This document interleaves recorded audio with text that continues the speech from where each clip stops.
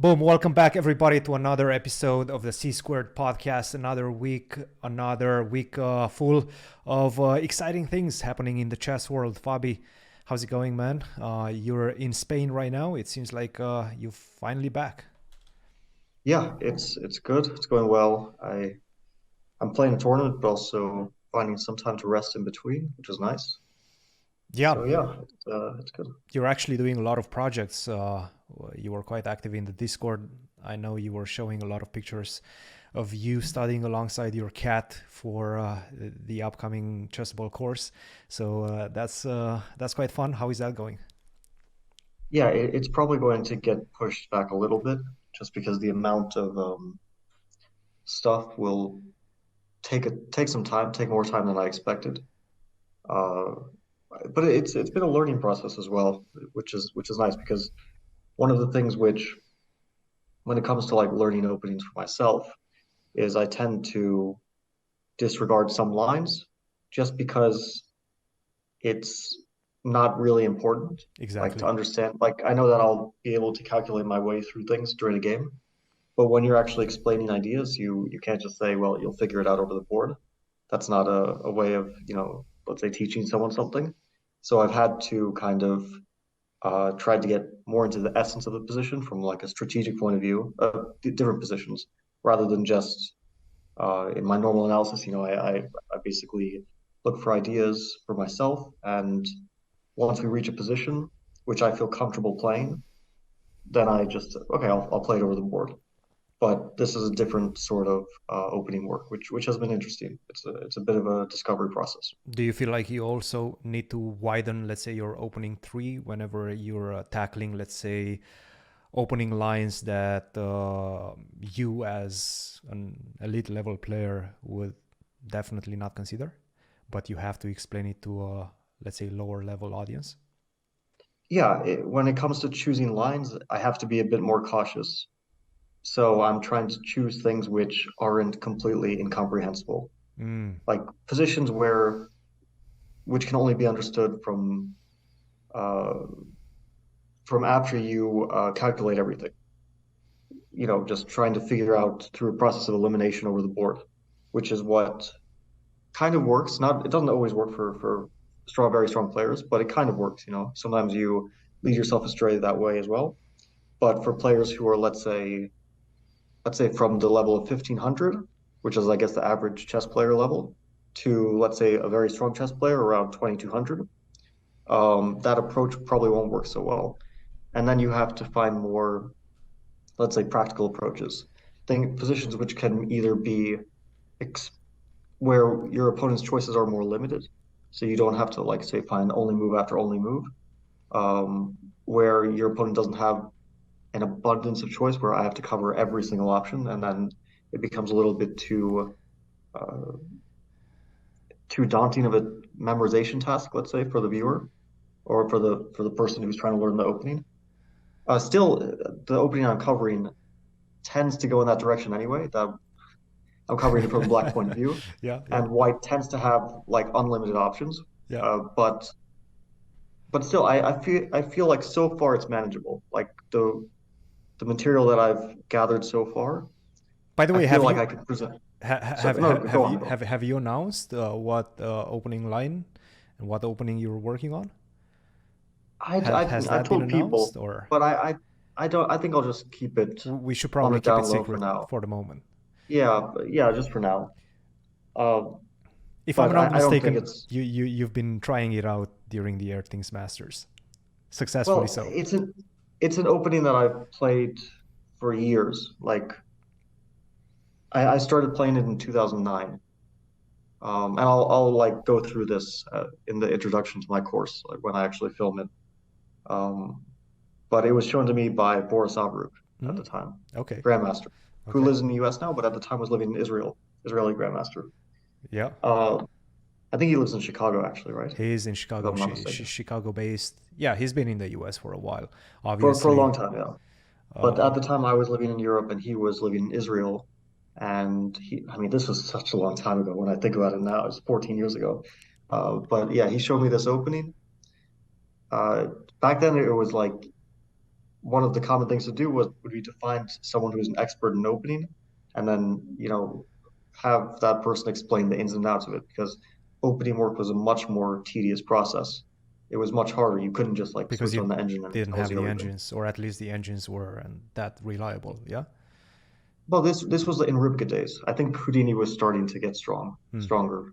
But Rybka would routinely blunder checkmates. It didn't have any tactical vision. Yeah. Houdini got a bit better, but like pre-Rybka was already Fritz, and Fritz would be like, you play e4 and then you answer c5, and it says white's basically borderline winning if black plays a Sicilian. That's how weak Fritz was. Now we take it for granted how, like you turn on a strong stockfish in a starting position and it shows you the Berlin. Like these are its first four moves, Yeah. It's just the Berlin defense. Like The engines are computers just so became, much stronger. yeah, they became extremely, yeah, it's amazing. It's they're Um, just very well versed. They actually know the ins and outs of human play at this point, right? Human opening choice, things of that nature, and they're just much better at practical play afterwards. So yeah, they're just yeah, getting it so used much to be stronger. that, yeah, it used to be that you could distinguish between human and computer play, and now if you look at top players, they play like machines with mistakes thrown in. Yeah. But like, if you took out any mistakes from like Hikaru's play or Magnus's play, it would just be stockfish. Like, there's no stylistic difference. Hmm. It's not like at some point the computer does something that's like a huge positional error, right? Like Yeah. humans don't outplay computers in the ways that we were used to, let's say 20 years ago. Hmm. Like, let's say one example, Kramnik played Fritz, Deep Fritz in 2006. This was like either right after his match against Paulo or I think it before. was. I I think it think was it was after. after, if I'm not Yeah, mistaken. and he lost the match. But at some point he plays a Catalan, and he completely outplays Fritz, and he gets to a winning endgame. And then the computer, calculates its way into a draw. But he legitimately outplayed the computer from an equal position. It These things are not even close to conceivable at this point. Absolutely not. Yeah. All right. Well, speaking of computers, that was that. But let's talk about the Airthings Masters. That was the big tournament that's been happening in the past week. I actually played it as well. We both played the qualifiers. You did qualify.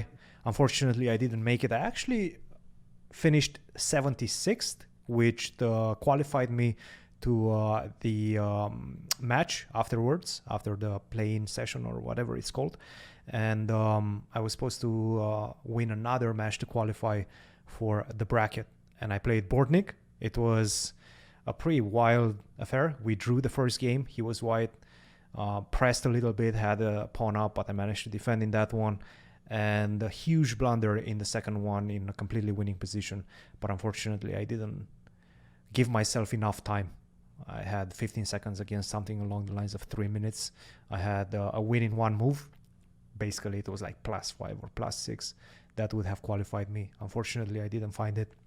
And after that, I flagged in a pretty equal position. So that was my experience with the But you Airthings. got a bit unlucky, right? Because How Bortnik come? is a really good player. I mean, he's really tough. I think everybody's So very good at that point. yeah, everyone's tough, but you could have definitely gotten guys who were less experienced in the online format. Maybe. I cannot say that I was really worried. I mean, obviously, I knew that everybody is just going to be extremely strong, but I wouldn't say necessarily that I was super worried about Bortnik. I think he makes mistakes as well, but definitely experienced, and he showed it after that in the bracket. I think he went pretty deep in the bracket, but yeah, that was a fun event. Super long though. I mean, I think we spent the Hmm. first day like 8 hours in front of the computer or something like that, and at Yeah, the end this of was a bit those ridiculous. and Yeah. at the end of those 8 hours, you might just find yourself not qualifying. Yeah. I think Levon No, actually it was didn't make it. brutal. Did Levon make it? I think he made it to Division 3, Let me but let me check, because I played against him. We both had, I think, 4 out of how many rounds did we have? Nine it was rounds, right? 9 round Swiss. 9 round Swiss. So I think this was in round 8. I think we both had 4. we drew that game, so 4.5 out of 8, and then I lost and I still qualified. I don't know what he did in the last one, but in fact, let me see if I find his name around here, because I don't remember seeing him qualify. Yeah, I don't see him here. So he might not have qualified, which is kind of crazy. Yeah, it's possible. I mean, yeah, that's very disappointing for him Yeah. and surprising. But it's possible. You can imagine it happening. It just shows you how strong the event actually is. Top 76 at least go to a mini match, and Levon didn't make it out of that. So it just goes to show how strong this event was. But okay, that was my story in the Airthings Masters. You had a completely different story. Tell us about that. Well, my story was similar because in the sense that the 8 hour day kind of killed me at the end. Like I had a very good start in the play-in. That's what it was called, right? The 9 round Swiss was called the play-in. Yeah. I started like 4 out of 4. Then I played Kramnik. I drew Kramnik from a position of strength, but still, I don't know if I was ever much better. But I was definitely pressing him quite seriously. I think I just drew the rest of my games basically, and I qualified like that. I had very good chances to beat Gukesh in the last round and to potentially even win the play-in. But it wouldn't have changed much, right? I mean, I would have gotten you first still place. have to play a mini match after that. You still have to play a mini match, whether you win or you get. In my case, I got 5th, right? Gukesh won with 7.5, and then it was a big tie. Like I was 6.5, Hikaru was 6.5. Trying to think who else was 6.5. Jan, I think. Nabanyashi, Dubov, or maybe Dubov wasn't. Yeah, Dubov was 6th place. So anyway, there's a bunch of people on 6.5, and I ended up playing Sarana because they gave me a choice. Like you had to pick your opponent. So my choices were either I play Sarana or I play Hikaru. And I briefly thought, okay, maybe I should like go for glory and do what would be a very ballsy but not very wise decision to play Hikaru. Which if you win, you look like an absolute genius, but of course it's like not the mathematically correct decision, right? It's not. Yeah. So I chose Sarana. It's the right decision. I beat him in the first game with white. Second game, I'm much better, close to winning with black. And then I had more time. I just need to draw. I'm like borderline winning the game. I stopped being worried. I'm even thinking I don't want to draw. I want to win, which is stupid, but I just wanted to like assert dominance. And instead of that, I lost that game. And then I lost in Armageddon against Sarana. And he gets to the Division 1 like that. And I go get relegated to Division 2. In Division 2. So yeah, it did. It so definitely didn't feel fair, but that's competition for you. Yeah. You gotta you gotta stay sharp until the end, basically. Of course, it's fair. I mean, I very seriously messed up. Like I had it completely in the bag.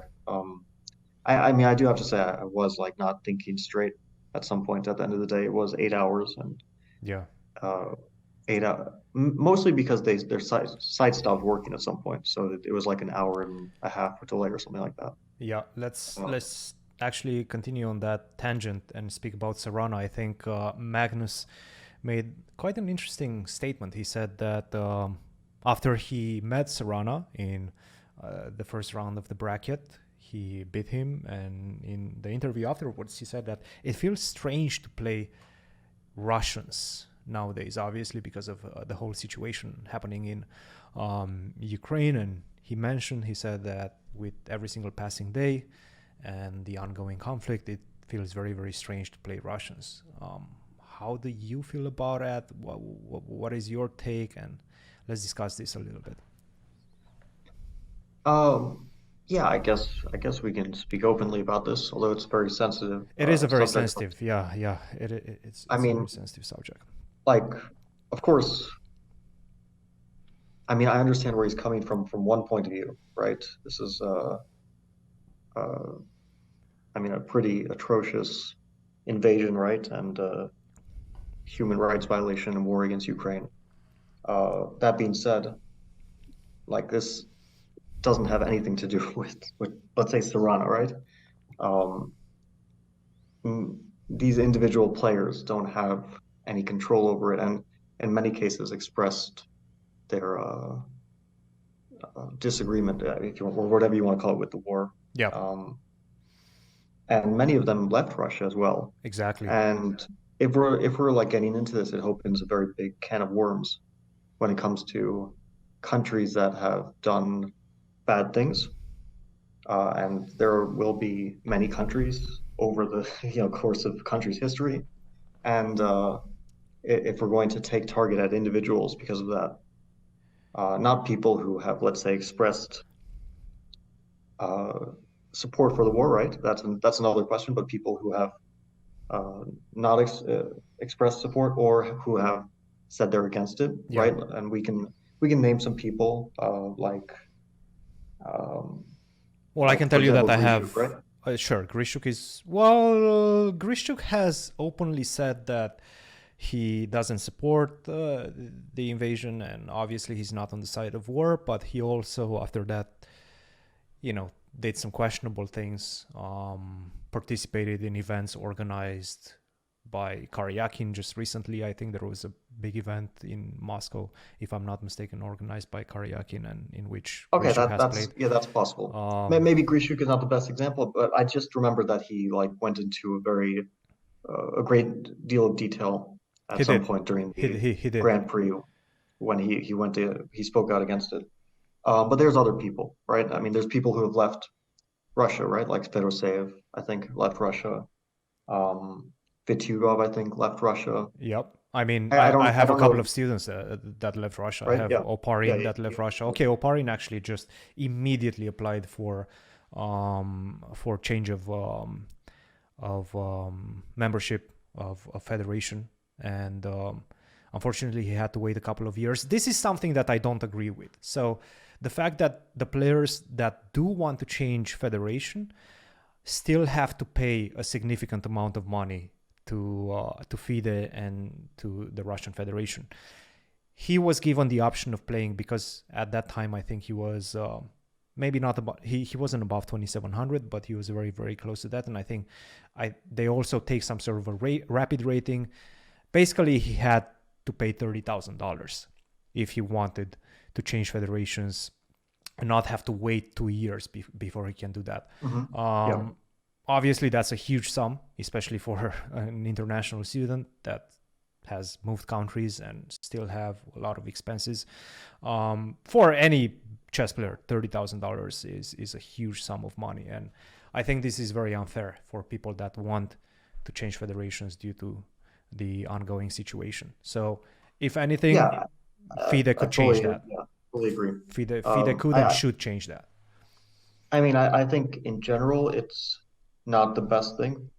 I mean, I had to go through this when I changed from Italy to the United States. I had to personally pay $50,000 to the Italian Federation. Yeah, But okay, that's one thing. It's a whole other question when the money is going basically to the state, and and and then I understand that can be the possibility, but not given the circumstances. I just feel like given the yeah, yeah, circumstances, yeah. this should be Especially in abolished this case, in this case. especially in this case, it shouldn't be allowed, right? That's for sure. FIDE should make an exception, but FIDE does have like very strong Russian ties. We don't speak much about it, but that is the case. Mm. Um, like, yeah, I do think that I mean it's a very very strange situation to put it mildly Yeah, yeah. at the So moment because you have a world championship which will be played, and again, I don't want to target players because like I don't, Jan Nepomniachtchi didn't do anything wrong, but the sponsors are going to have Russian ties. The same with like the World Rapid and Blitz Championship. It's a lot of money with Russian ties, um, and I think like Magnus and Peter Hein Nielsen, his second, have spoken about this. Like especially Peter Hein Nielsen, right? He speaks about this quite at length. I mean, I agree that it's not good, but I think they take it a bit too far with the whole thing about Russian players, because then you can raise this argument it's a for very American slippery players, slope. right? It's a very slippery I slope. mean, Yeah. I don't really see how you can't raise the same exact issue when it comes to the war in Iraq. I mean, I don't. If you're going down that road, then this is like a logical continuation of it, and then you have to speak about banning American players. Yeah. No, And if we go back in history, we could also speak about the Vietnam War, for example, right? yeah. I know that, yeah, it's all ancient history now, um, but yeah, we could also speak about. I mean, there's a lot of things going on in the world, a lot of wars. So to to only focus on one and then say all the people from this country need to be punished, and then ignore everything else that's going on is a bit myopic in my view. No, absolutely. I tend to agree with that. But yeah, so that's one of the big situations that happened after day one, after the play-in, let's say day one of the brackets. But actually, during the play-in, there was that huge moment that made waves and ended up on CNN and a lot of newsworthy, let's say, sources, and that was Jobava, who went on a completely crazy rant. Um, we're not going to necessarily go into detail as to what he said, but let's just put it this way: he wasn't very happy with one specific player and mentioned the nationality of that player and the nationality of all the players from that specific country be banned and things of that nature. And needless to say, it wasn't very clean. And he got banned 2 days after Chess.com decided to ban him from playing prize money events for 1 year. How do you feel about this decision by Chess.com? I mean, I think he sort of got off easy. Easy, really? Wow. Like, I mean, well, this is not at all surprising that you have a code of conduct in tournaments. This Yes. is, even if it's not explicitly stated, it's pretty normal that you'd expect that when you're playing a tournament, you should represent the host as well as yourself, right? That you shouldn't do things that might bring the host into disrepute or yourself. Um, so then we get into like three tiers, I think. One is that you accuse someone of cheating. This happens a lot. Um, and yeah, there's always going to be suspicions, and you can't really blame someone for having suspicions and even saying something about it. Yeah, maybe you shouldn't do it, but it's very natural to do so. But still, you should be quite careful about like stating it very directly, right? Yeah. Uh, but then we get into like I mean, that's one thing. But of course, whatever you say about that, you shouldn't uh, turn it into a racial thing, and definitely you shouldn't like bring other people from the country into it. Um, so that's really really bad. Yeah, I also feel I it mean, yeah, was very close to harassment over the phone because he was speaking with a Chess.com representative, a Chess.com proctor, and I think he was harassing that specific person as well, which is yeah, that's the also third not part. something that you should do. You know, if you're trying to get somebody banned or if you're trying to, um, yeah, if you're trying to get your points back, you feel like you got cheated by a certain player, you shouldn't go and harass chess.com proctors. No, that's the third part. I mean, like the worst part is that it's that he made racial whatever you want to call it generalizations. Um, it sounds like a nice way of putting it. Actually, it's probably a bit too mild to say put it like that. That's the worst part. But of course, abusing staff who didn't do anything. Like even if someone was cheating, this has nothing to do with the proctor or anyone else who's working at chess.com. Yeah. I mean, they'll conduct an investigation at some point and decide, but that has nothing to do with the people who are working on the spot, Now, who are I think usually volunteers as well.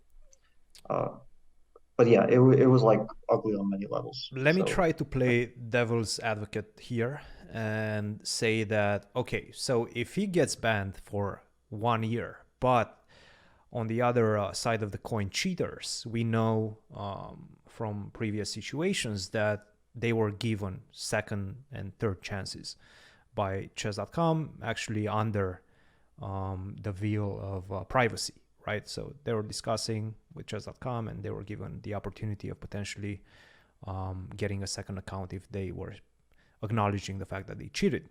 That was the way chess.com was dealing with things. If that was the case, don't you feel like Jobava should have been given a second chance? Well, I think as much as I dislike cheating, I mean, I think it's pretty shitty Mm-hmm. to cheat, especially when it could take money away from other people. Mm-hmm. Like, I still view it as much worse to be to say very openly racist things, even if it's in the heat of the moment. Okay. Um, which I understand they're both bad. So yeah, you know, we're comparing two bad things. Of course, it's not like I'm trying to defend the other. Um, the other thing is that he did it very publicly. If he if you do something privately, like let's say you cheat and you get caught privately, Yeah. these things can be swept under the rug. And chess.com didn't want to make a big deal of these things in the past, right? And so if things are kept private, yeah, most likely it doesn't like get widespread recognition. And chess.com isn't put in a position where they do something that they normally don't want to do, which is ban very strong grandmaster. Uh, but in this case, it's just, I mean, they should and they also have to. Yeah. It would be it would look extremely bad if they didn't. Yeah. And the reason I said it was mild is because they only banned him from. He can still play on the website. He's just banned from prize tournaments for a year. He can. But I can imagine in another sport, you just get like a very serious sanction, not just from the website, not just from prize events, but from all sorts of things. Like there was a even a chess player who made an accusation of someone cheating, and that person got sanctioned by FIDE for like coaching, just all sorts of things. I mean, the who was person that? couldn't coach. Who was that? I'm trying to. I mean, I don't remember who, but I remember like it was with this girl. The Yeah, yeah, person yeah, who was yeah. accused was this girl, I think Bibi Sara Asubayeva, Yep. Yep. who now that she's like won two Blitz World Championships, it seems like a pretty silly accusation. Yep. But regardless of like the accusation, or even if there was any merit to it at all, which there probably wasn't, still it's like you accuse someone and you get banned from like the governing body. So if you're saying really racist stuff, you would kind of expect that you would also get a similar punishment, right? Yeah. And I remember, I think I there don't think they would was tolerate this in other sports. no, there was an instance in, I believe it was UFC, when, if I'm not mistaken, a Russian fighter said some racist stuff and he got immediately kicked out of the UFC, basically. So yeah, this type of situations and this type of outbursts are definitely not permitted, and anybody should refrain from doing those, especially in the public eye like Jobava did, which was kind of Yeah, crazy. it was very, very bad and Very unfiltered for no reason. He's I mean, kind of, it's okay to be unfiltered, right? You yeah, can like say, my opponent is a piece of shit. Like, I mean, nobody's gonna fault you for that, right? If you get angry at your opponent or someone, just an angry outburst. I mean, he had angry outbursts in the past, and it's like, okay, he has a history of yeah, this. Yeah, yeah, he's showing his emotion, but once it gets into like racial stuff, then it's very unacceptable. yeah. He has a history of this. I know that he hates cheaters, and everybody hates cheaters, but at the same time, you shouldn't be dealing with situations in this manner. So, yeah, 1 year ban from prize events from Jobava. Still can play in chess.com events. Oh, sorry, chess.com events, but without money. I'm not 100% So sure that's if the thing. he Like, can still how stream much on is he chess.com. like? I don't know if he streamed for chess.com. He streams, but I don't know if it's like with the logo I want to in say his that he was a chess.com streamer recently. maybe. I mean, he probably won't be getting that back Correct. Yes. at any point. But okay, we're speculating. Yes. This is But pure how much speculation at money this point. a player of his level who's successful in these events, how much is he? What's his cost? What's his economic cost for this? I mean, Like, 20, is it 20,000 10, maybe? 20 grand? I want to Yeah, say 20 Gs if he's doing well throughout the year. I mean, again, this is such a difficult event. It could be 20 Gs, it could be 50 Gs, it could also be 5,000 or zero. Yeah, it could be anywhere from 2,000 to 100,000. It's a very wide 100, range, right? 100 I think it's a bit too much. I No, don't no, think I he mean can make it just in case he $100,000. would qualify for the finals of the Champions Tour. That's the only scenario. Yeah, but I don't see that as realistic, given No, no, his no, his but his level it's at the possible. moment. It's possible, Let's say yes. it's like a 2% chance. It's still a chance, right? I mean, if Um, Hans sued for 100 million, then yes, it's are it's we going to see a new definitely. lawsuit? Actually, I was thinking about that. I don't think he has a case. No, of course he doesn't. I also don't think he necessarily has the means to take on such a behemoth that Chess.com is. So I don't think we're going to see I that. mean, what's his case going to be? They banned me after I abused their staff and shouted obscenities Yeah, at an entire there, nation of 2 billion people. there, there's definitely no case there. It's not a very strong case, is it? There's definitely no case there. Um, cool. Yeah, that's the Jobava situation. I'm sure we will be hearing more in the upcoming Probably not, no? weeks. Like, why would we hear more about it? I think it's settled, no? Right. Well, we wanted to have maybe Danny on the podcast to see his side of Okay. the story, and Sure. maybe at some point, who knows, maybe we'll get Jobava as well. I don't know if you would. We'll see. We'll see. All right. Let's get into the play so far. So you unfortunately didn't make it to Division 1. We discussed there's quite a big discrepancy in terms of points and prize money when it comes to Division 1 and Division 2. Very significant. I would assume you were quite disappointed to not make it, but you got in Division 2 and you started cleaning up. You had a pretty smooth ride in the first. Well, right now actually you're just about to play the finals tomorrow. So let's Yeah. discuss how you got No, there. no, I mean, after I lost to Sarana, I was like very dejected. Mm. Like, why am I such an idiot, sort of thing. You know Yeah, how it is I know how it is. Yeah, yeah, when you lose in a stupid way, right? When you lose, normally, okay, it's whatever. yeah. When you lose in a way that you shouldn't, right? Where you're just better and you just need to draw, and all you need to do is hold a nearly winning position with more time, then you're like, how could I be so stupid? That's the worst. But then I was like, okay, um, Division Two still has some hope for things. Like I'm still playing for something. Uh, so so I saw my first pairing. Um, Gosh, Mm-hmm. I've never played the guy before. Dip, I think he's a relatively young guy in Diptalians his 20s, Gosh. Yeah. like 25, 50 player. Um, Grandmaster from India, 2550. yeah, strong player.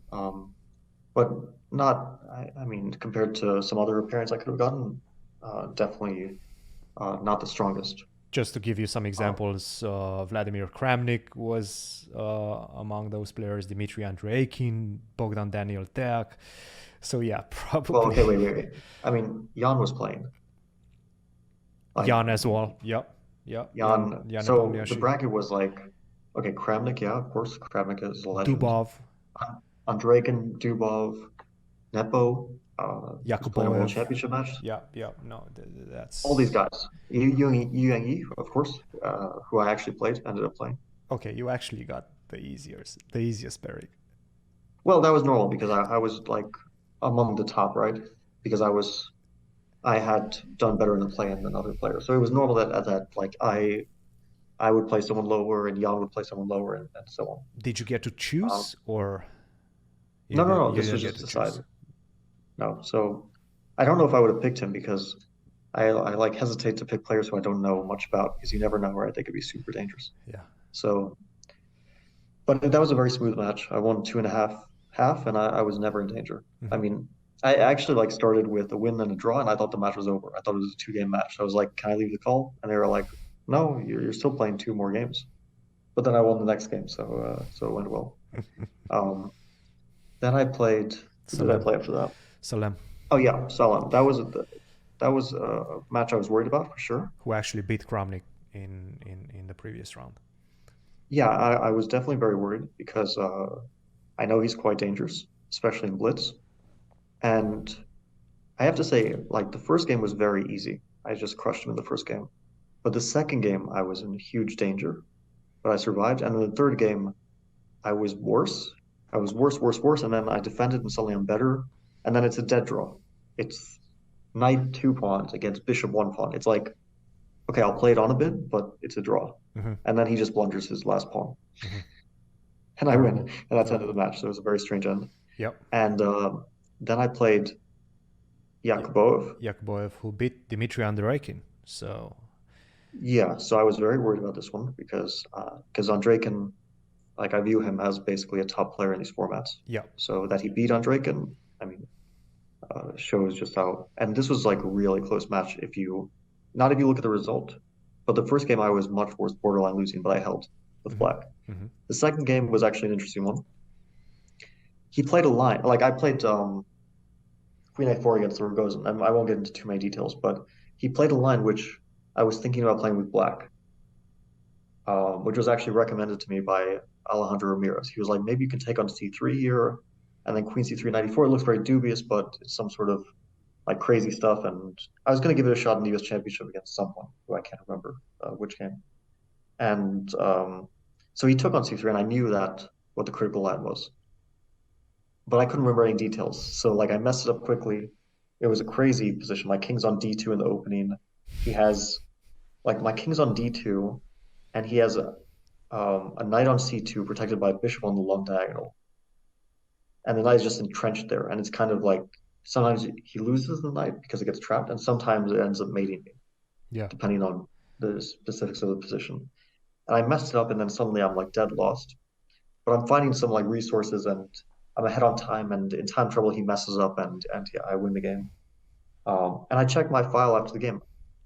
I actually had exactly the position after like move, um, which was it after Queen B6, move 17. I had this position in my analysis, and in my analysis, I said King C1, and if Knight takes A3, Knight D2, and I was like, this is winning for white, or much better. But over the board, it was like such crazy stuff I couldn't understand. Um, Do you feel he so I knew? won that game. He knew up to that point, or this was No, just I freestyle? think he forgot something because he Queen B6 he messed up, right? It wasn't the most accurate move. Mm. And he was also thinking. So it was like we were both kind of knew it but didn't know it fully. Yeah. So um and then after that, like it went very smoothly. I won the last game very, very smoothly. But but those first two games were really tough. So that was a tough match. Yep. Tough match against Yakuboev, and then you finally today met in the winners final against Yu Yang, and Yeah, you really won weird. it in 3 games, right?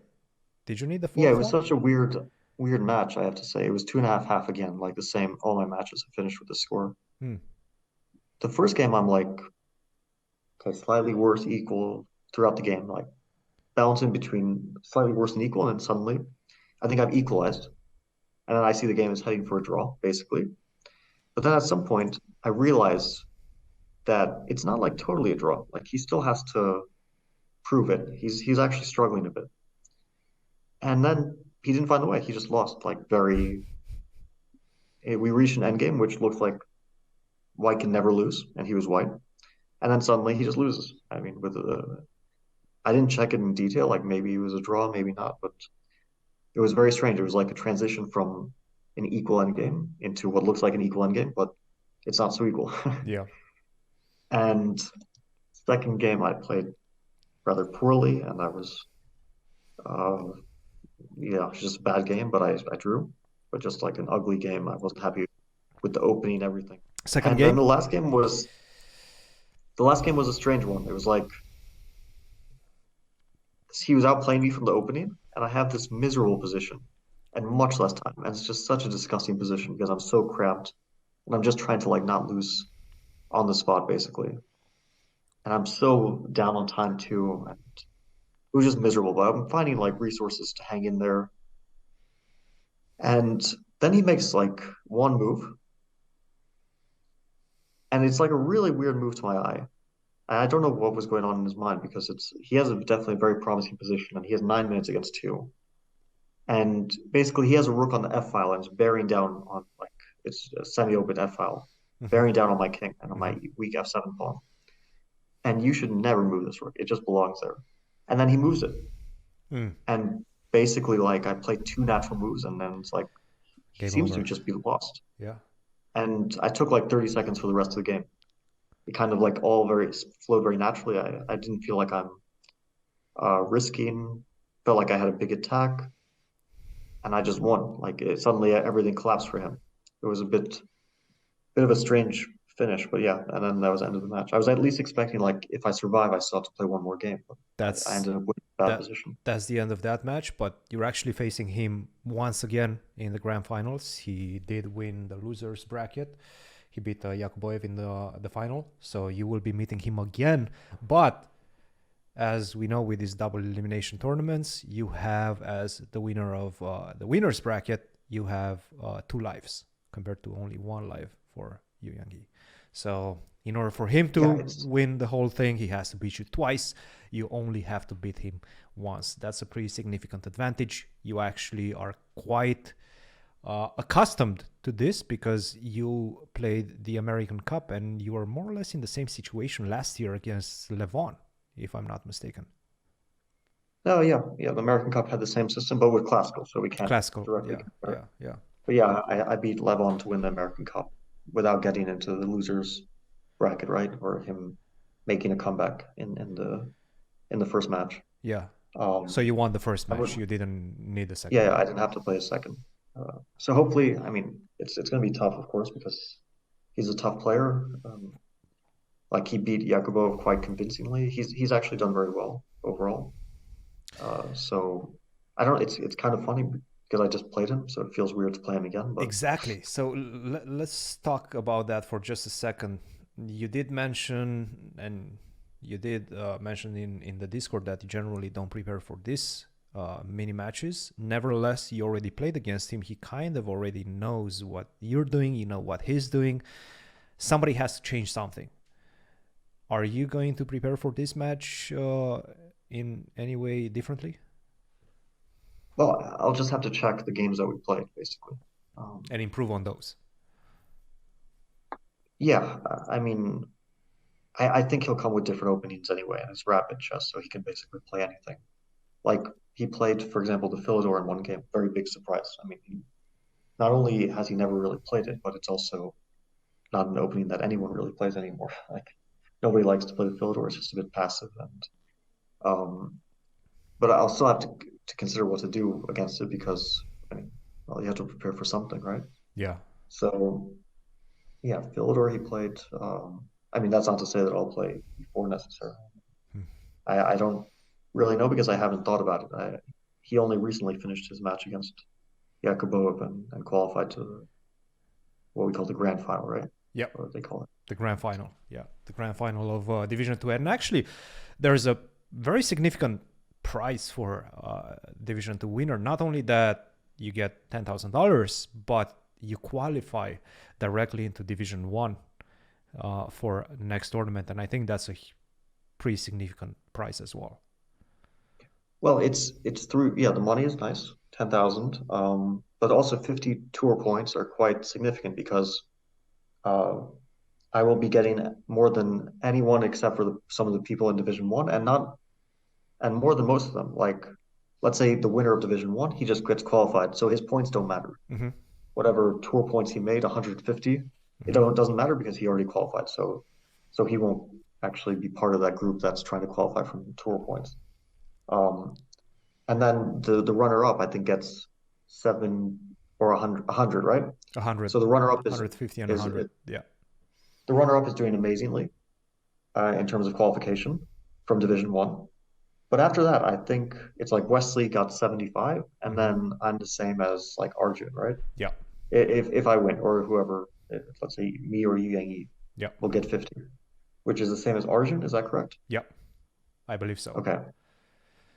So it's already quite good. Like there's not many people who will be, if I win, there won't be many people ahead of me. It'll be only Wesley and the loser of the match in terms of tour points, because the winner of the final will already be in. So that's quite good. And then getting directly into it is of course very good because that guarantees me if I make it, that will guarantee me some decent points, right? Yeah. Yeah. Or even a chance to just qualify directly, which would be very nice. No, it's a big opportunity tomorrow. So that one is going to be a big one. Before I let you go and before we finish this week's episode, I do want to talk about this a couple more topics of interest. First of all, I was kind of flabbergasted by the fact that Firouzja lost absolutely every single game that he played. He lost 2 matches. He lost, I think, 2-0 in the first one and 3-0 in the next one, or 3-0 and 2-0. Basically, he lost every single game that he played, which was kind of ridiculous.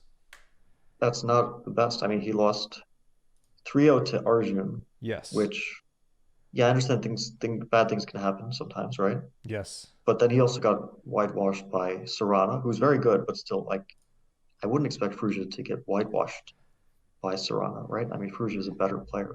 What's happening with Firouzja? Let's speculate. I don't think anything's happening, right? People want to be all dramatic. I mean, you know, the guy has a bad 2 days of chess, and I mean, here's the thing is like, my memory for chess events is pretty decent, but the average chess fan's memory seems to be like 1 day. Like they only have a 1 day memory. They don't remember anything that happened prior to like 5 minutes ago. Mm-hmm.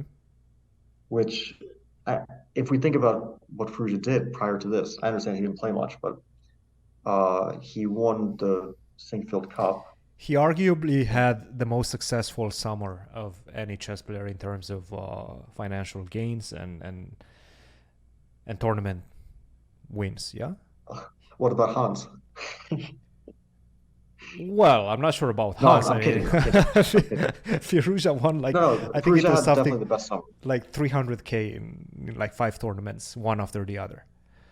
I mean, it's just strange to me that like Firouzja goes to St. Louis. He wins basically everything that you can win, right? He only didn't win one event, which was the Chess 9LX, which you won. And he almost won it. Yeah, yes. I beat him in the finals. Yeah. And then like he loses a few online games, and people are like, oh, the guy's done for. Retire. So, okay, Firouzja retire. Let's try to remember a little bit, like a few months ago. I mean, it's not that long. Let's try to expand our memory a little bit. Yeah. But yeah, it's pretty bad. That being said, like to lose 5-0 he's not going to feel very good about it. No. But yeah, I don't read much into it besides that. Like he just had a bad week. It happens. I've had bad weeks. I've had bad months, bad years. Like I can say from experience, it happens. You know. Yeah, yeah. So we're definitely going to most likely see Firouzja come one back example and bounce of that back in the next event. Just one like recent example. Like I watch a broadcast after I'm finished with my games, and I see like comments about Arjun, that Arjun has been on a roll recently, right? Because he did well in this tour, Champions Tour so far, right? He beat Gukesh, he beat he whitewashed Firouzja, right? Amazing. If we go back literally 2 weeks, the guy went like -5 in Vikings. I mean, again, I don't want to, like, it doesn't mean much that he went -5. It happens, but people don't seem to remember past like a few days. I mean, I don't understand it. It's not that difficult to remember the last tournament that happened. It's just, or at least to just Google it. No, I think it's just there are so many things, and every single tournament is being hyped as the tournament that's happening right now, and all the focus is on that specific tournament that you just forget about what happened a week ago. It's basically the same situation with everything social media, right? You have a big story that's happening this week, and then this big story gets washed away, and the next one comes next week, and nobody remembers what happened 1 week ago. Or they remember, but they just don't care about it. So I feel like this is basically what's happening in chess right now. It's just one big event and hype event after another, and the focus is just on that specific event that's happening at that particular time. No, that's definitely true, but it doesn't really reflect very well on people. No, we have very short attention spans. That's the way it is nowadays. Cool. But it gets very egregious. I mean, sorry to drag on about it, but No. like I'm watching the online chat, and I know it's probably full of trolls as well, but like Magnus makes, and this was also back in like the chess bomb days. I don't know if people even remember chess bomb, I but remember chess bomb. Yeah. it's like Magnus makes a mistake. You see the bar, and chess fans are very good at like reading the bar. It's they have no idea what's going on the board. They can see the bar going up and down. And Magnus literally makes one mistake, which might not even be a huge mistake. And people are like calling for his retirement. It actually happens. And I'm like, what is going on here? I mean, okay, they must be trolling, but still, it's I have a feeling some of them might be serious about it. Yeah. Um, maybe it's just the influx of like new chess viewers who are still getting accustomed to what chess is. But yeah, Yeah. Yeah. just Yeah. because people make mistakes doesn't mean that they're going to retire tomorrow. The backseat quarterback. Yeah. Or how do you call it? The couch quarterback. I don't know what the saying Morning, is. Saturday morning quarterback, Something like that. or what was it? Something psychologists, Yeah. Yeah. couch Yeah. psychologists. Yes, basically, yeah, Yeah, you understand what we're trying to say here, but that's not a recent phenomenon. I think it's just been amplified by social media and shortened attention span, and just tournament after tournament being hyped up as the one tournament that you have to watch and you have to pay attention and care about. So yeah. It's, that's I that. mean, from experience, like one tournament starts, it ends, someone wins. And then the It next doesn't one really change starts. so much. I mean, how many bad tournaments I've had, how many tournaments I won, it's forgotten about pretty much the next day. Yep, yep, yep. Um, Anyway, Travel, future plans. Oh, actually, another interesting thing that I wanted to chat with you, and because you might be in this situation at one time in the future as well, is the bidding situation that happened with Magnus and Hikaru, and they bid. I think it was 8 minutes and 59 seconds Hikaru and 8 minutes and 58 seconds Magnus. So Magnus got the black pieces and 6 minutes down and had to draw. Well, Armageddon is coming up. And let's reveal the bids from Hikaru and Magnus. Look at that! Hikaru has been 8 minutes and 59 seconds, beaten by 1 second. Magnus Carlsen bidding 8 minutes and 58 seconds. And this is Hikaru's reaction. so basically, Sarana bid, I forget, and I bid like 749. I also don't remember what it was, but basically I got 749 against 10 minutes. He went higher than me. And against him, I wanted black because I thought like his openings with white are not terrifying, and I'll get a good position, which was true. I just didn't play it very well after, so I lost. But I think that I made the right like bidding decision. Now, as for Magnus and Hikaru's, like especially Hikaru, because he against Wesley, he went to 824 today. Is that correct? Was it 824 I don't have a very or 805? I forget what very it good was. way to find that out at this second, And but he wins something. against Wesley, but Yeah. I feel like it's just not good decision. Like it's not a good decision. It's not good equity. There's no way that having half your opponent's time with no increment and black pieces, even if I understand they like draw all their games, which So is you weird. think But 6-7 minutes is not enough? I think that, like, okay, if we speak first about the Carlsen against Hikaru game, Yeah. Hikaru had more time and a much better position at some point. So, of course, we can like look at it from his results-oriented point of view. I mean, we can analyze it that way, but from a strictly the opening point of view, and things get out of control after the opening, so we can't really speculate, right, about what would have happened if this or that.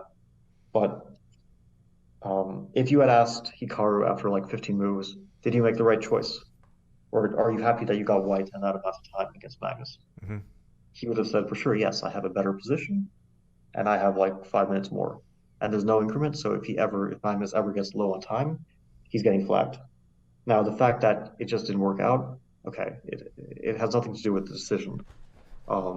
like Magnus did not have a winning. He didn't win because of the bid. I mean, Yeah. despite what people might say, Yeah. he won because he survived a bad position. Yeah. I wouldn't have survived that position against Hikaru at that time. Like, or I mean, maybe I would have, but I feel like 80% chance I would have lost that game. Yeah. So Hikaru survived, right? That was, sorry, Magnus survived. Magnus That was, yeah. that was not because of the bidding. I don't think it was a good bid. I would never bid that low, I have to say. Now, Hikaru against Wesley today, he had a terrible position. He was down like a minute and a half in a position where Wesley can basically just shuffle endlessly and flag him. Or potentially, like if Hikaru blunders, just win on the board. The queen endgame. The queen with up a pawn, opposite color bishops with queens on the board, and where if white ever trades queens, it's practically just lost for black. Yeah. I mean, I would say that this is like a 95% that Wesley wins this against anyone. That Hikaru put himself in a bad position with his like time bid and somehow scrapes his way out because he's extremely skillful, especially low on time. Like, okay, it speaks to his chess skills, but I don't know if it speaks to his bidding skills. I mean, like, yeah, I still wouldn't look at this as a win because of the bid. I mean, he defended an atrocious position where he normally would have gotten flagged. And like, even Hikaru, I think 7-8 times out of 10 against Wesley loses that. Yeah. I mean, it just came together for him today. Yeah. But yeah, it was a bad situation. It was a bad one. I think definitely so far the tournament has been producing a lot of intriguing moments in all divisions. I'm a bit disappointed that they're not doing any broadcast of the second and third division. Hopefully they will improve on that in I think they will. tournaments. Yeah, I think they'll change that. I mean, from what I've heard, they're going to change the broadcast of it because, to my eye, it's not very good, and I think they feel similarly that it can be improved quite a lot. I don't like how they have 6 commentators sometimes for one game. I mean, it's just very strange. Yeah. Like, I mean, if you have this amount of manpower or man and woman power, then allocate some of it to some of the other games, not just, Hikaru Wesley, one 15-minute game at a time, or Magnus Hikaru, one 15-minute game at a time, when you have all sorts of games going, like you have Division 2, Division 3, you had like Nepo Kramnik. I mean, these are arguably very interesting matches, right? Yeah. So anyway, that's just my opinion. Great event so far. Couple of things that can be improved by, but overall definitely an event to follow, an event to play, and an opportunity for a lot of players. So I was happy with the event and my experience. I'm sure a lot of grandmasters that definitely don't have these type of opportunities very often were feeling similar. So good event so far. Congrats on a good run and good luck tomorrow, Fabi. And Thank you. I guess that more or less should. What do you think? Are you just one last question? Yeah, Are you yeah. play the next? Are you gonna play the next play-in? Oh yeah, Whatever it is. If I have time, if I don't have any other responsibilities I can tell on you that the day particular already. day. Yeah, which one is it? It's gonna be on March 13th. Okay, that's before the American Cup, so maybe we can play it 2 both days from. before. Yeah. I mean, I might actually be in St. Louis, so perhaps we can play it from the same place. I'll come visit you at your new place. Sounds amazing. Well, we actually need to set up your the broadcast room as well in your new apartment. So we have a lot of work to do, but that's more or less it for this week's episode, guys. Don't forget, like, subscribe, support the channel, share it with your friends, tell your friends to watch it if you find it interesting. And don't forget, if you want to chat one-on-one with us, the Discord is open. I will leave the Discord somewhere in the description below, and all the other channels where you guys can find us. So until next time, which is probably going to be next week, I say have a good week, guys. Have a good week. Have a good weekend. Cheers.